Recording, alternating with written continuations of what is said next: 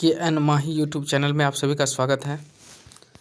आज हम लोग पढ़ने वाले हैं हिस्ट्री पहला चैप्टर 10th क्लास का, जो कि 2023 के लिए महत्वपूर्ण रहेगा और ये सभी ऑब्जेक्टिव 2000 आगामी आने वाले परीक्षा के दृष्टिकोण से बहुत ही उपयोगी है। तो आइए हम लोग जानते हैं पहला क्वेश्चन क्या है। इटली का एकीकरण कब हुआ था? इटली का एकीकरण कब हुआ था? तो इटली का एकीकरण कब हुआ था? 1871 ईस्वी में हुआ था। अगला प्रश्न हम लोग जानते हैं। अगला प्रश्न क्या है? वियना सम्मेलन कब हुआ था? वियना सम्मेलन कब हुआ था? तो वियना जो सम्मेलन हुआ है वो कब हुआ है? 1815 ईस्वी में हुआ है। अगला प्रश्न जानते हैं हम लोग, 3 नंबर क्वेश्चन। वियना सम्मेलन की मेजबानी किसने किया? तो वियना सम्मेलन का जो मेजबानी है वो किसने किया है? मेटरनिख ने। किसने किया है? मेटरनिख ने। आइए हम लोग अगला प्रश्न पढ़ते हैं, 4 नंबर क्वेश्चन। 4 नंबर जो क्वेश्चन है, जर्मनी का राष्ट्रीय प्रतीक क्या है? जर्मनी का राष्ट्रीय प्रतीक क्या है? तो जर्मनी का जो राष्ट्रीय प्रतीक है क्या है? मारियान है। तो हाँ, मारियान है। तो जर्मनी का राष्ट्रीय प्रतीक क्या हो गया? मारियान। अगला प्रश्न हम लोग पढ़ते हैं, 5 नंबर क्वेश्चन। यह कथन किसका है? जब फ्रांस सीखता है तो बाकी यूरोप सर्दी जुकाम हो जाता है।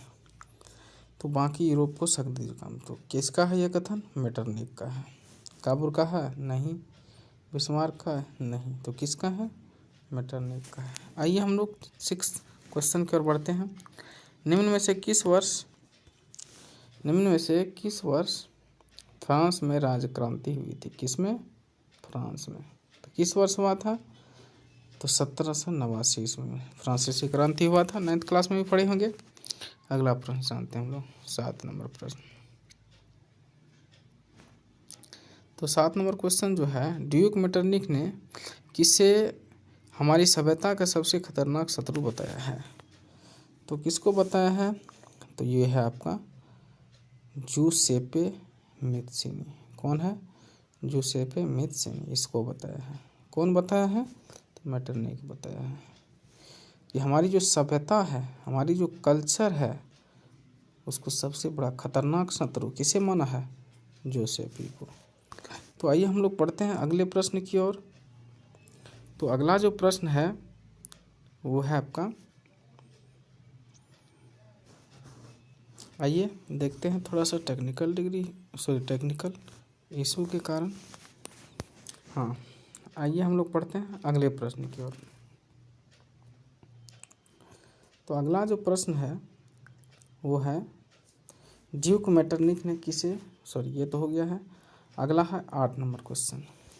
8 नंबर जो क्वेश्चन है, किस संधि के कारण यूनान को एक स्वतंत्र राष्ट्र के रूप में मान्यता मिली थी? तो किस संधि के बाद मिला था? तो यह है किस संधि के बाद? तो पेरिस संधि के बाद।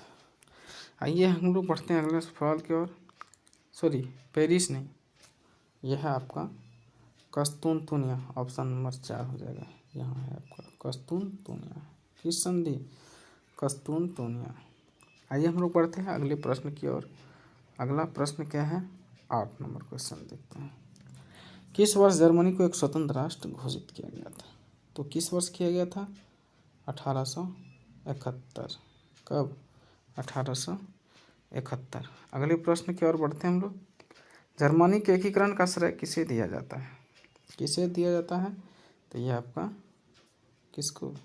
मैत्सिनी को। आइए हम लोग बढ़ते हैं अगले प्रश्न की ओर। 11 नंबर प्रश्न क्या है? फ्रांस में नागरिक संहिता, जिसे नेपोलियन की संहिता, किसकी संहिता? नेपोलियन की संहिता के नाम से भी जानते हैं, वो कब लागू हुआ था? तो ये बहुत क्वेश्चन बढ़िया है, 1804 ईस्वी में। आइए हम लोग बढ़ते हैं अगले प्रश्न की ओर। यंग इटली और यंग यूरोप नामक संस्था का जो गठन हुआ है, गुप्त संस्था संगठन किसने किया है? यंग नामक संगठन का जो किसने किया है ये? तो ये है आपका जूसेप्पे मैत्सिनी। कौन है? जूसेप्पे मैत्सिनी। आइए हम लोग बढ़ते हैं अगले प्रश्न की ओर। अगला जो प्रश्न है वो क्या है? 1804 ये हो गया है। 1871 ये सॉरी 10 नंबर क्वेश्चन नहीं हुआ है। 10 नंबर जो क्वेश्चन है, जर्मनी का एकीकरण का श्रेय किसे दिया जाता है? तो ये किसको दिया जाता है? बिस्मार्क, ओटो वन बिस्मार्क को। अगला प्रश्न हम लोग देखते हैं, ये हो गया है यंग इटली, ये हो गया है। अगला प्रश्न, रॉलेट एक्ट कब पारित हुआ था? तो रॉलेट एक्ट जो पारित हुआ है वो कब हुआ है? 1921 ईस्वी में। अगले प्रश्न की ओर बढ़ते हैं हम लोग। चोरा चोरी कांड कब हुआ था? 1922 ईस्वी में। कब हुआ था? 1922 ईस्वी में। अगले प्रश्न की ओर बढ़ते हैं। अगला जो प्रश्न है ये है आपका, जालियांवाला बाग हत्याकांड कब हुआ था? जालियांवाला बाग हत्याकांड कब हुआ? 13 अप्रैल 1919 ईस्वी में। 13 अप्रैल 1919 ईस्वी में। अगला प्रश्न देखते हैं हम लोग। गांधी जी कितने अनुयायियों के साथ दांडी यात्रा पर गया था? किस यात्रा पर? दांडी यात्रा पर। कौन गया था? तो गांधी जी। कितने अनुयायियों के साथ? तो 78 अनुयायियों के साथ। अगला प्रश्न देखते हैं। पूना पैक्ट 1932 में किन दो नेताओं के मध्य मस्तकता हुई थी? गांधी और अंबेडकर के बीच हुआ था 1932 ईस्वी में। किन दो नेताओं के बीच हुआ था? तो गांधी और अंबेडकर के बीच। अगला प्रश्न देखते हैं। पूना पैक्ट 1932 में किन दो नेताओं के मध्य, यही तो है आपका 19 नेता था, कौन? गांधी और अंबेडकर। अगले प्रश्न की ओर देखते हैं। असहयोग आंदोलन के खिलाफत आंदोलन कब शुरू हुआ था? 1921 ईस्वी में। असहयोग आंदोलन और खिलाफत आंदोलन। असहयोग यदि पूछता तो कितना होता? 1920। खिलाफत का बात आ गया तो 1921। अगले प्रश्न की ओर बढ़ते हैं हम लोग। सविनय अवज्ञा आंदोलन कब शुरू हुआ था? तो सविनय अवज्ञा आंदोलन कब शुरू हुआ था? 1930। आइए अगले प्रश्न की ओर बढ़ते हैं। वंदे मातरम गीत किसके द्वारा लिखा गया है? ये तो ये है बंकिम चंद्र चट्टोपाध्याय के द्वारा। अगले प्रश्न की ओर बढ़ते हैं हम लोग। गांधी इरविन समझौता कब हुआ था? तो 1931। तो यहीं से आपका ऑब्जेक्टिव खत्म होता है। पुनः हम लोग मिलते हैं अगले वीडियो में। तब तक के लिए बाय। यदि हमारा वीडियो अच्छा लगे तो चैनल को सब्सक्राइब कीजिए, दोस्तों के साथ शेयर कीजिए।